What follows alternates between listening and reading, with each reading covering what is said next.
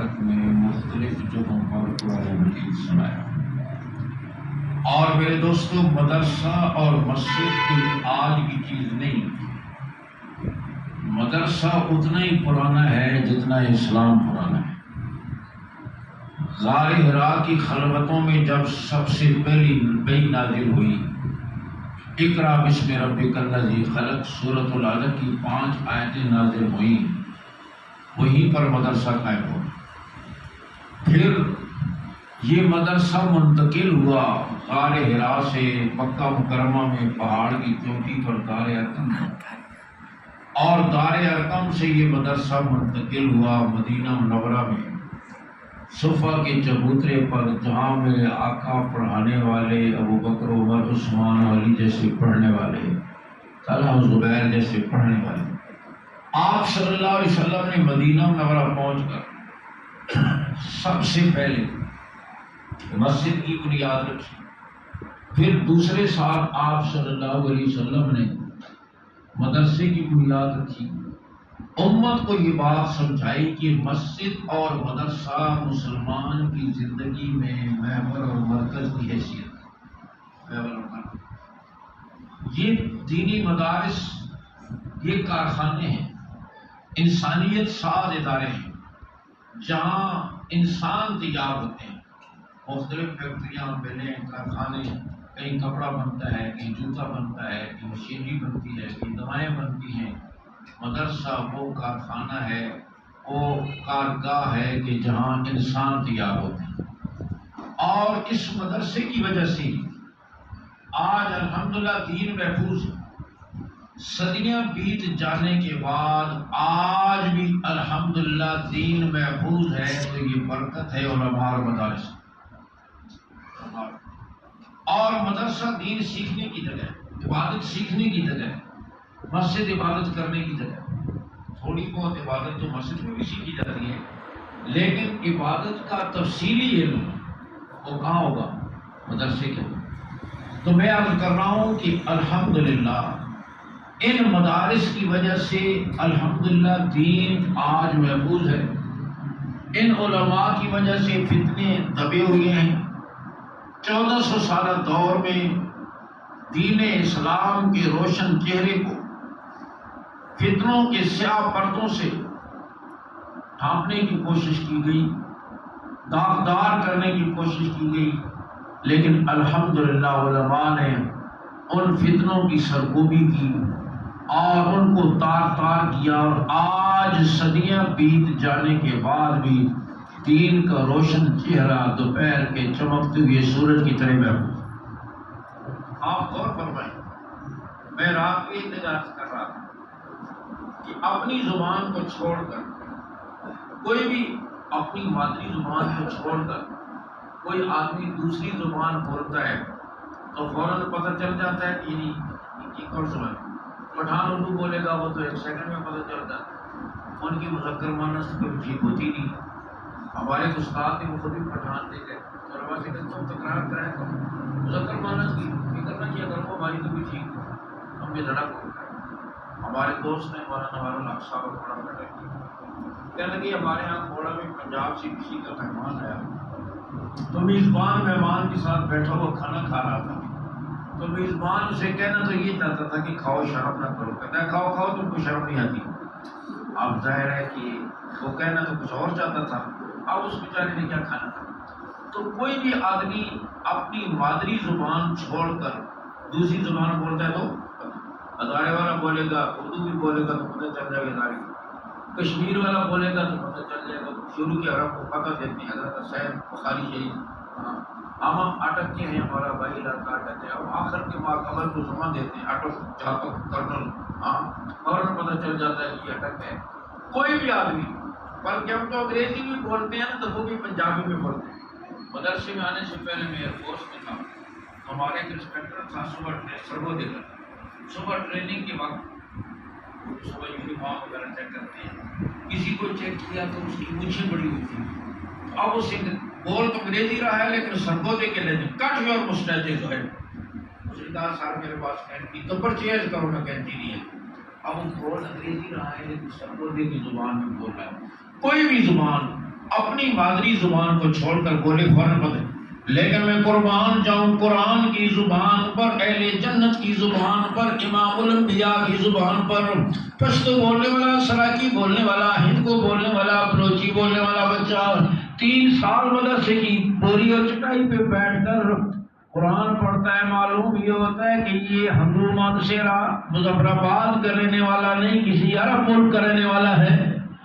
اس انداز میں قرآن مجید پڑھتا ہے، معلوم یہ ہوتا ہے قرآن ابھی نازل ہو رہا ہے۔ بتاؤ اس پر کس نے محنت کی؟ ان بوریوں اور چٹائیوں پر بٹھا کر کس نے محنت کی؟ کس نے اس کا لفظ ٹھیک کیا؟ کس نے اس کا لہجہ ٹھیک کیا؟ وہ تو پہلے دن آیا تھا، اس کو تعوذ و تسمیہ بھی نہیں آتا تھا، الف با کا بھی نہیں پتا تھا، قاعدہ پکڑنا بھی نہیں آتا تھا۔ اب 3 سال کے بعد وہ الحمد سے لے کر والناس تک قرآن مجید سنا جاتا ہے، اور پورے قرآن میں ایک غلطی بھی نہیں ہوتی۔ اس پر کس نے محنت کی؟ ہم تو اپنی دکانوں پہ بیٹھے ہوتے ہیں، ہم تو اپنے کاروبار میں ہوتے ہیں، ہم تو اپنی مارکیٹوں میں ہوتے ہیں، ہم تو اپنی ملازمتوں میں ہوتے ہیں، ہم تو گاڑیاں چلا رہے ہوتے ہیں۔ اس پر اس مدرسے نے محنت کی، اس استاد نے محنت کی، اور آپ یقین کرو کہ یہ قرآن مجید کا اعجاز ہے۔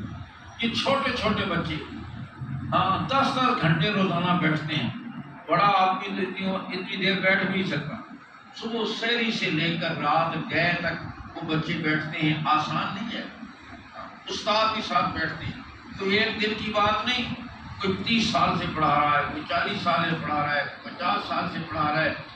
قاری مفتی اسیر صاحب کا دارالقرآن فیصل آباد والے مجھے ملے اور کہنے لگے 60 سال ہو گئے مجھے مسلسل قرآن پڑھاتے ہوئے، قرآن سناتے ہوئے، 1 سال کا بھی ناغہ نہیں ہوا، اور ابھی بھی میں سنا رہا ہوں۔ ان حضرات نے یہ رب کے چنے ہوئے لوگ ہیں، منتخب لوگ ہیں۔ میں آپ سے بات پوچھتا ہوں، جو قرآن مجید یاد کر جاتا ہے اسے کیا کہتے ہیں؟ حافظ کا کیا معنی ہوتا ہے؟ رمانہ بولے باقی حافظ کا کیا معنی ہے؟ جس اکھی نظر نہ آ گیا اس کے کس کو کیا کہتے ہیں؟ کیا معنی ہے آپ جی؟ شاباش، حفاظت کرنے والا۔ حافظ کا معنی ہوتا ہے حفاظت کرنے والا۔ جو حفاظت کرنے والا ہوتا ہے وہ کیا ہوتا ہے؟ حافظ۔ اور جس چیز کی حفاظت کی جا رہی ہوتی ہے وہ کیا ہوتی ہے؟ محفوظ۔ صدر صاحب کا گارڈ کیا ہے؟ حافظ۔ اور صدر صاحب کیا ہے؟ محفوظ۔ وزیر صاحب کا گارڈ کیا ہے؟ حافظ۔ اور وزیر صاحب کیا ہے؟ محفوظ۔ تو حفاظت کرنے والا جو ہوتا ہے اسے کیا کہتے ہیں؟ اب دیکھو قرآن کیا کہتا ہے، اِنَّا نَحْنُ نَزَّلْنَا الذِّكْرَ وَإِنَّا لَهُ لَحَافِظُونَ۔ ہم نے قرآن کو نازل کیا اور اصل میں تو حافظ ہم ہی ہیں۔ حافظون، یہ حافظ کی جمع ہے، حافظون حافظ۔ رب الجلال فرمائے قرآن ہم نے نازل کیا ہے اور اصل میں تو حافظ ہم ہی ہیں۔ یا اللہ تیری مخلوق میں سے تیرے بندے، تیرے محبوب کی امت کے چھوٹے چھوٹے بچے جن کے سینوں میں قرآن محفوظ ہو جائے انہیں بھی تو حافظ کہہ دیا جاتا ہے۔ میرا رب کہتا ہے اصل میں تو حافظ میں ہی ہوں، لیکن میرے محبوب کی امت کی جن پسلیوں میں، جن بچوں کی سینوں میں قرآن محفوظ ہو جائے وہ مجھے اتنے محبوب ہیں کہ میں ان کو بھی حافظ کہہ دیتا ہوں۔ آپ اندازہ کریں کتنے اعزاز والا یہ لفظ ہے۔ آج ہم doctor, engineer, captain, group captain, brigadier, general اس کو اعزاز سمجھتے ہیں، یہ اعزاز ہمیں سمجھ میں نہیں آتا۔ اتنا بڑا اعزاز جو میدان حشر تک جائے گا، میدان حشر تک۔ اللہ رب العزت حافظ قرآن سے فرمائیں گے، حدیث شریف میں آتا ہے قرآن پڑھتا جاؤ اور جنت کے درجوں پر چڑھتا جاؤ۔ 6500 سے زائد آیتیں تو پڑھ دیتے جتنے گریڈ میں بلند کر لوں۔ حافظ قرآن پڑھنا شروع کرے گا، الف لام میم، کتنا بڑا درجہ بلند، جتنا زمین و آسمان کا درمیانی فاصلہ ہے، 6500 سے زائد آتے تو پڑھ دیتے اتنے درجے میں بلند کر دوں گا۔ یہ صرف حافظ کے ڈاکٹر کے لیے، تو نے اسپیشلائزیشن کے جتنے کورس کی ڈگریاں گنتا جا اور جنت کے درجوں پر چڑھتا جا۔ انجینئر تو بھی اپنی ڈگریاں گنتا جا اور جنت کے درجوں پر چڑھتا جا۔ سوسائٹیوں کے مالک کہاں کہاں تو نے سوسائٹیاں بنائی ہیں، پلاٹ جائز ناجائز طریقے سے اکٹھے کیے ہیں، گنتا جا اور جنت کے درجوں پر چڑھتا جا۔ کسی کے لیے یہ اعزاز نہیں ہے، اس کے لیے ہے جس کے سینے میں اللہ کا قرآن محفوظ ہے۔ قرآن عزت والا، جو قرآن کے ساتھ جڑ گیا وہ بھی عزت والا۔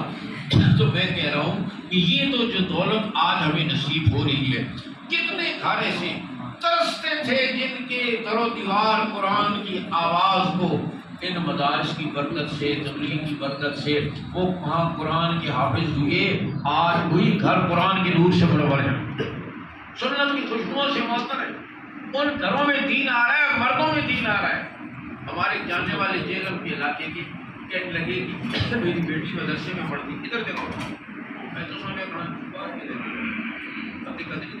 دیکھو، کہنے لگے میں جیلم کے علاقے کی ساتھی، کہنے لگے کہ میری بیٹی مدرسے میں پڑھتی، گھر چھٹی آئی ہوئی تھی، اور میرا حال یہ تھا کہ میں کبھی نماز پڑھتا تھا کبھی نہیں پڑھتا۔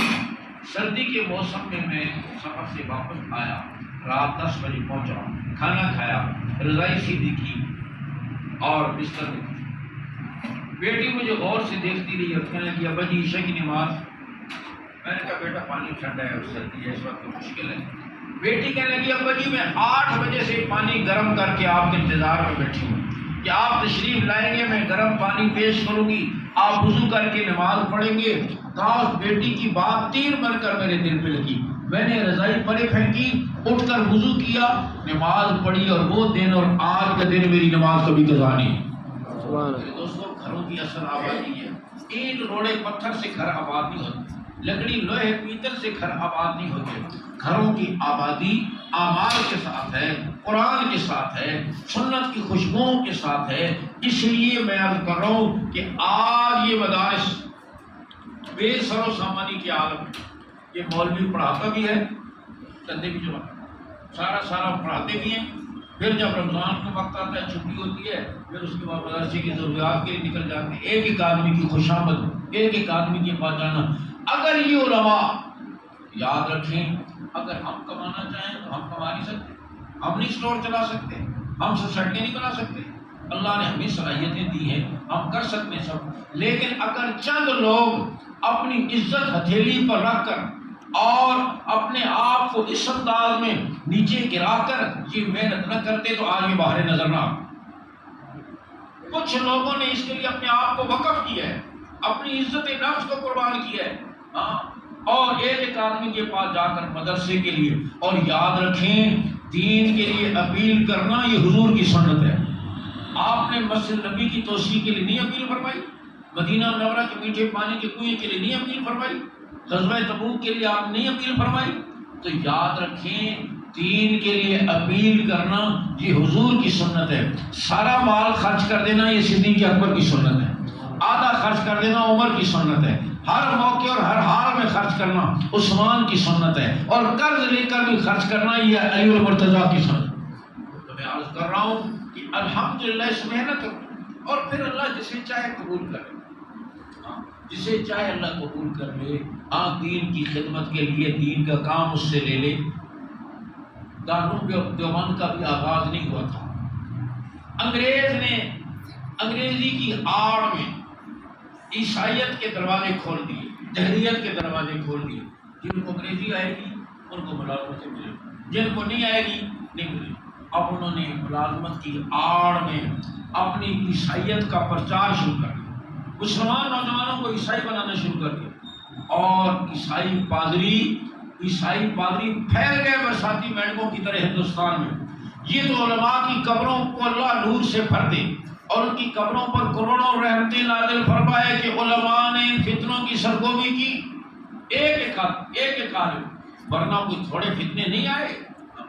شاہ عبدالعزیز محدث دہلوی رحمہ اللہ، ان کے پاس ایک عیسائی پادری آیا، فارسی کے ایک شعر میں ایک فتنہ پیش کیا، کہا کسب گفت عیسیٰ مصطفیٰ اعلیٰ این بزیر زمین دفن وہاں بوج سماس۔ کسی نے کہا ہے کہ عیسیٰ علیہ السلام کو عیسائی پادری کہنے لگا کہ عیسیٰ علیہ السلام حضور سے افضل ہے، کہ حضور زمین میں آرام فرما رہے ہیں، عیسیٰ علیہ السلام آسمانوں پر ہے۔ اور ہمارا مسلمانوں کا عقیدہ ہے کہ عیسیٰ علیہ السلام قیامت کے قریب آئیں گے، حضور کی امتی بن کر آئیں گے۔ اس نے کہا حضور زمین میں آرام فرما رہے ہیں، عیسیٰ علیہ السلام آسمانوں پر ہے، تو عیسیٰ علیہ السلام افضل ہوئے۔ شاہ عبدالعزیز اللہ ان کی قبر پہ کروڑوں رحمت نازل فرمائے، سنتے ہی برجستہ فرمانے لگے گفت مشی حجتت کبھی نیس کہ حباب برسرے آپ گہر کرتے دریاست. میں کہتا ہوں تیری دلیل کبھی نہیں، اس لیے کہ بلبلہ پانی کے اوپر ہوتا ہے، موتی تو سمندر کی تہ میں ہوتا ہے. یہ فرمایا اور وہ پادری بھاگ گیا. ایک اور آیا مولانا رحمۃ اللہ کرانی رحمۃ اللہ کے پاس، تھوڑے فتنے نہیں آئے، ہمیں اس کا علم نہیں ہے ان علماء نے کس انداز میں فتنوں سے ہمیں محفوظ رکھے ہوئے ہیں اور رکھیں گے. مولانا رحمۃ اللہ کرانی کے پاس ایک عیسائی بات کیا، بڑا نازک سوال کیا اور کہنے لگا تم جو کہتے ہو ان اللہ علی کل شیء قدیر، اللہ ہر چیز پر قادر ہے، تو بتاؤ اللہ تعالیٰ دوسرا خدا پیدا کرنے پر قادر ہے یا نہیں؟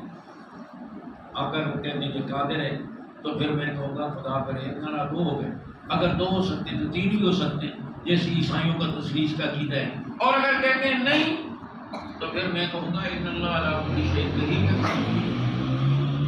مولانا رحمۃ اللہ کرانی نے سے پوچھا تیرے کتنے بیٹے ہیں؟ کہنے لگا 4. کہنے لگے 5واں بھی پیدا کر سکتے ہو یا نہیں؟ کہا کر سکتا ہوں. کہا چھٹا؟ کہا کر سکتا ہوں.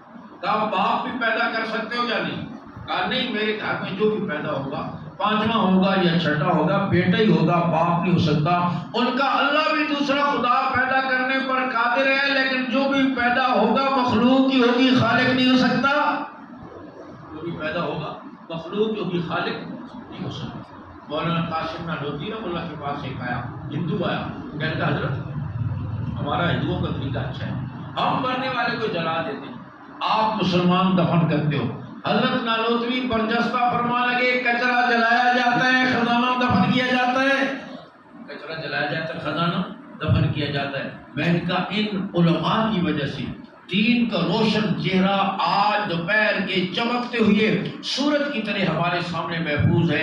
انہوں نے اپنی زندگیاں لگائیں اور الحمدللہ آج بھی اس کی برکت ہے، ان علماء کی برکت ہے. ان علماء ادھر دیکھو، ان علماء کی برکت ہے کہ آج بھی الحمدللہ دین محفوظ ہے ایک ایک زیر زبر کے ساتھ. آپ دیکھو رمضان میں یہ منظر آپ نے دیکھا ہوگا، دیکھتے ہیں یا دیکھیں گے. عام طور پر جو قرآن مجید سنا رہے ہوتے ہیں ذرا بڑی عمر کے پیچھے جو سامنے ہوتے ہیں نسبتاً ذرا کم عمر کے ہوتے ہیں، 12 سال. اب قاری صاحب بڑے جاہو جلال والے، شان و شوکت والے، موٹے تازے قاری صاحب قرآن سنا رہے ہیں، پیچھے 12-13 سال کے بس کمزور سا بچہ کھڑا ہوا ہے سامنے کے طور پر. اب قاری صاحب تلاوت کر رہے ہیں، تلاوت کرتے ہوئے انہوں نے آیت پڑھی وسع کرسی السماوات والارض ولا یؤودہ حفظہما وهو العلی العظیم. قاری صاحب کی پڑھا وسیع کرسی السماوات والارض، والارض پڑھنا تھا، قاری صاحب نے کیا پڑھا والارض. پیچھے بچہ اپنی معصوم آواز میں وسیع کرسی السماوات والارض. قاری صاحب نے کوئی توجہ ہی نہیں دی کہ پیچھے بھی بول رہا ہے، اور پھر پڑھا وسیع کرسی السماوات والارض ولا یؤودہ حفظہما وهو العلی العظیم. بچہ پھر بولا وسیع کرسی السماوات والارض. قاری صاحب نے پھر کوئی توجہ نہیں دی. اب تو وہ قاری صاحب پر حملہ آور ہی ہو گیا. وسیع کرسی السماوات والارض والارض والارض. جب تک قاری صاحب نے ٹھیک ساتھ کام بھی رہا کہ پتہ نہیں سلام پھیرنے کے بعد میرے ساتھ کیا ہوگا، لیکن جب تک ٹھیک نہیں کیا قاری صاحب کو آگے نہیں جانے دیا. بتاؤ اس دھرتی پر آسمان کے چھت کے نیچے قرآن کے علاوہ کسی کتاب کی حفاظت ہے؟ چھوٹے سے بہت بڑا شہر، بہت بڑا قاری مصلی پر کھڑا ہو کر قرآن سنا رہا ہو، پیچھے 10 سالہ بچہ سن رہا ہو، استاد غلطی کرے، شیخ غلطی کرے، پیچھے 10 سالہ بچہ روکے گا ٹوکے گا، زبان حال سے کہے گا حضرت آپ کی ساری عظمتیں اپنی جگہ لیکن قرآن تو میں غلط نہیں پڑھ. اور یہ الحمدللہ قرآن مجید کے اعجاز ہے. آج چھوٹے چھوٹے بچوں کی زبان کی نوک پر یہ قرآن مجید ہے. کئی سال پہلے کی بات ہے، اسلام آباد سپر مارکیٹ میں ایک پرانے قاری صاحب قرآن سنا رہے تھے، پیچھے 10 سالہ بچہ سامنے تھا. قاری صاحب نے کہیں پڑھتے ہوئے سانس لی، بچوں میں شوخی تو ہوتی ہے، انہوں نے سانس لی، اس نے پھٹ پیچھے سے لقمہ دیا. قاری صاحب کو بھی یاد نہیں رہا، میں نے بعد میں کہنے کے بندے کا پترا ساتھ رہنے دے. آپ اندازہ کریں جہاں اس انداز میں چھوٹے چھوٹے بچوں کی زبان کی نوک پر ہو، دنیا کی کوئی طاقت قیامت کی صبح تک اس کے ایک زیر زبر میں تبدیلی نہیں کر سکتی. الحمدللہ اللہ نے اس کی حفاظت کے لیے انتظام فرمایا، حفاظ کو کھڑا کیا اس کے الفاظ کی حفاظت کے لیے، قراء کو کھڑا کیا لہجوں کی حفاظت کے لیے، مفسرین کو کھڑا کیا اس کی تفسیر کے لیے، فقہا کو کھڑا کیا اس کے احکامات کے لیے، صوفیاء کو کھڑا کیا تزکیہ باطن اور اس پر عمل کی صلاحیت پیدا کرنے کے لیے، اور ان حضرات نے زندگیاں وقف کر دی۔ قاری رحیم بخش صاحب رحمۃ اللہ پاکستان کے بہت بڑے قاری گزرے ہیں، پوری دنیا میں ان کا فیض پہنچ رہا ہے۔ ملتان خیر المدارس میں پڑھاتے تھے، اور آپ جانتے ہیں اس وقت حج کے سفر لمبے ہوتے تھے۔ حج پہ جانے سے پہلے طلباء سے یہ کہا فلاں مہینے کی فلاں تاریخ کو میں واپس آ کر زور کے بعد سبق پڑھوں۔ واپس ایک دن پہلے کراچی پہنچے، کراچی میں بیٹی کا گھر تھا، بیٹی سے ملنے کے لیے گئے، تھوڑی دیر بیٹھے، پھر بیٹی بس ملاقات ہو گئی، اب اجازت دو میں نے جانا ہے کل جا کر ملتان سبق پڑھانا ہے۔ بیٹی کہنے لگی ابا جی آپ عرصے کے بعد ہمارے گھر تشریف لائے اور ابھی تو حج سے واپسی بھی ہے، آج رات تو ٹھہر لیں۔ فرمایا کہ بیٹی بس اجازت دے دو، ملاقات ہو گئی، رات یا تو بیت اللہ کے لیے ہے یا کتاب اللہ کے لیے ہے، رات یا تو بیت اللہ کے لیے ہے یا کتاب اللہ کے لیے۔ ایئرپورٹ پہنچے، ملتان کی فلائٹ کینسل ہو گئی، وہاں سے اسپیشل گاڑی کی بک کی ملتان کے لیے، بائی روڈ زور کے وقت ملتان پہنچے، سیدھے درسگاہ میں تشریف لے گئے، سبق پڑھا کر اس کے بعد گھر۔ ان حضرات نے اپنی زندگیاں وقف کی، ہاں قرآن مجید کو سکھانے کے لیے، اور پھر ہر قسم کی آسائشوں سے منہ موڑ کر انہوں نے الحمدللہ دین کا روشن چہرہ صاف رکھا اور فتنوں سے اس کو بچائے رکھا، ورنہ آج یہ حالت ہماری نہ ہوتی جو ہے دین کے اعتبار سے۔ وہ تو ہماری انتظامی خرابیاں ہیں جو بھی ہیں، سیاستدانوں کی ہیں، جرنیلوں کی ہیں، جس کی بھی ہیں، عدالتوں کی ہیں، وہ الگ معاملہ ہے، لیکن الحمدللہ پاکستان کا مسلمان آج بھی اگر اس کا عرب ملکوں سے موازنہ کریں تو پاکستان کا مسلمان آج بھی اس سے کئی گنا آگے۔ ہمارے حضرت اقدس، ہمارے استاد محترم استاد المحدثین حضرت مولانا سلیم اللہ خان رحمہ اللہ، جنہوں نے 60 سال سے زیادہ عرصہ بخاری شریف پڑھائی اور 75 سال علم نبوت کی تدریس کی، حضرت آج بھی تشریف لے گئے۔ تو شیخ عبداللہ سبیل جو وہاں حرم کے بڑے پرانے امام تھے، انہوں نے حضرت کی کھانے کی دعوت دی، گھر پہ بلایا کھانے کے لیے، اور فرمانے لگے کہ میں خود آپ کے ہاتھ دھلاؤں گا۔ حضرت فرمایا نہیں، کہا میں خود آپ کے ہاتھ دھلاؤں گا، میں پھر وجہ بتاؤں گا کہ میں نے کیوں آپ کے ہاتھ دھلائے۔ انہوں نے بڑے اصرار سے شیخ سبیل نے حضرت کے ہاتھ دھلائے اور کہا میں نے اس لیے آپ کے ہاتھ دھلائے ہیں کہ میں 50 سال سے یہاں عالم اسلام کے مرکز میں حرم میں امامت کر رہا ہوں، عرب عجم کالے گورے پوری دنیا سے لوگ آتے ہیں، میں سب کو دیکھتا ہوں، 50 سال سے دیکھ رہا ہوں، میں دیکھتا ہوں کہ نماز جو ہی ختم ہوتی ہے ہمارے عرب بھاگنے کی کوشش کرتے ہیں، اور آپ کے ملکوں کو لوگوں کو میں دیکھتا ہوں کوئی تسبیح پڑھ رہا ہوتا ہے، کوئی تلاوت کر رہا ہوتا ہے، کوئی نفل پڑھ رہا ہوتا ہے، کوئی طواف کر رہا ہوتا ہے، کسی نہ کسی عمل میں لگے ہوتے ہیں۔ میں اس نتیجے پر پہنچا ہوں یہ آپ علماء کی تربیت کا نتیجہ ہے، اس لیے میں نے آپ کے ہاتھ دھلائے۔ الحمدللہ آج بھی پاکستان کا مسلمان الحمدللہ ان علماء کی برکت اور یہ مدارس اور علماء کی برکت ہے کہ آج سعودی عرب میں، ہم تو عجم عرب نہیں ہیں، آج سعودی عرب میں ایک سال میں قرآن مجید کے 5000 حافظ تیار ہوتے ہیں، اور آپ کے وطن عزیز پاکستان میں ایک سال میں 1 لاکھ حافظ تیار۔ اور میں کہا کرتا ہوں جو کام آپ نے علماء کے سپرد کیا، ہمارے سپرد کیا، اس میں کوئی لوڈ شیڈنگ، کوئی عثمانگی، کوئی محتاجی، آپ نے ہمارے ذمہ پاور پلانٹ لگانا، بجلی کی لوڈ شیڈنگ دور کرنا، کچی گلیاں پکی کرنا، پل بنانا، مہنگائی کنٹرول کرنا، کرنسی کی ویلیو ٹھیک کرنا، یہ کام آپ نے ہمارے سپرد نہیں کیا۔ آپ نے ہمارے ذمہ حافظ بنانا، عالم بنانا، قاری بنانا، خطیب بنانا، نماز پڑھانا، تراویح میں قرآن سننا، جمعے کا خطبہ دینا، نکاح کا خطبہ دینا، جنازہ پڑھانا، حلال اور حرام کی تمیز بتانا، یہ کام آپ نے ہمارے سپرد کیا۔ سچ بتاؤ کہ علماء روکھی سوکھی کھا کر، چپڑاسی سے کم تنخواہ پہ گزارا کر کے، مسجد کے کسی تک حجرے اور چوک میں رہ کر قوم کی ضرورت پوری کر رہے ہیں یا نہیں کر رہے؟ بولو، نہ صرف کہ پوری کر رہے ہیں، ہمارے بچے عصری تعلیم کے لیے دنیا کے ملکوں میں جاتے ہیں، اور دنیا بھر سے بچے علم نبوت کے لیے پاکستان پڑھ کر۔ میں ملیشیا اس لیے کیا وہاں ایک علاقہ ہے کا، اس علاقے میں کافی سارے مدارس ہیں. میں وہاں گیا، علاقے کے سارے مدارس طلباء وہاں جمع ہو گئے، ان سے تھوڑی بات کی، اور اس کے بعد انہوں نے مجھے کھانا کھلایا، پاکستانی طرز کا کھانا. ویسے تو ان کا کھانا ایسے بنگالیوں کی طرح مچھلی اور چاول ہوتے ہیں، پاکستانی طرز کا کھانا کھلایا. میں نے حیران ہو کر پوچھا کہ آپ نے یہاں کھانا کیسے پاکستانی طرز کا کیسے کھلایا؟ کام فیصل آباد دارالعلوم فیصل آباد سے، دارالقرآن فیصل آباد سے پڑھ کر آئے ہیں، اساتذہ نے ہمیں قرآن بھی سکھایا ہے، کھانا پکانا بھی سکھایا کہ پاکستان سے اگر کوئی مہمان آئے تو پھر اس کو دقت نہ ہو. اس انداز میں الحمدللہ پاکستان کے مدارس کا فیض پوری دنیا میں پہنچ رہا ہے. میں تلگنگ ظہور الاسلام مدرسے میں گیا، پروگرام میں جنرل حق نواز صاحب رحمہ اللہ کا مدرسہ ہے. 28 بچوں کے حفظ قرآن مکمل ہوا، 20 پاکستانی تھے، 8 غیر ملکی تھے.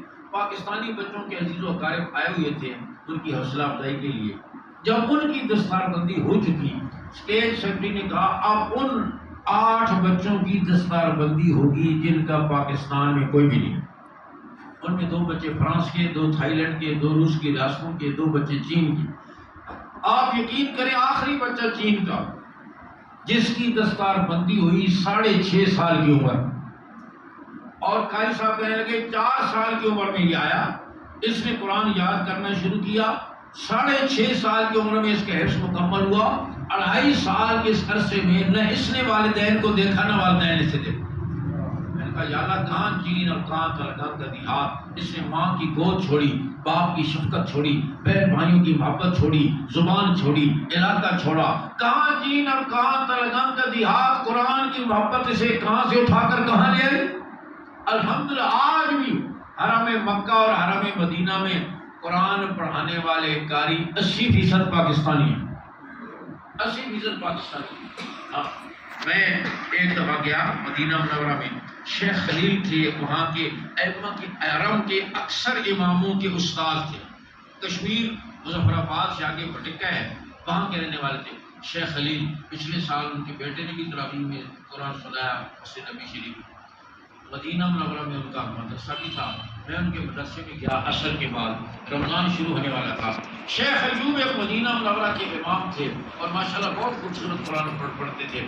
شیخ ایوب رمضان کے لیے انہیں اپنی منزل سنا رہے تھے اور شیخ خلیل ان کی یوں غلطیاں نکال رہے تھے جیسے چھوٹے بچے کی نکالی جاتی ہیں.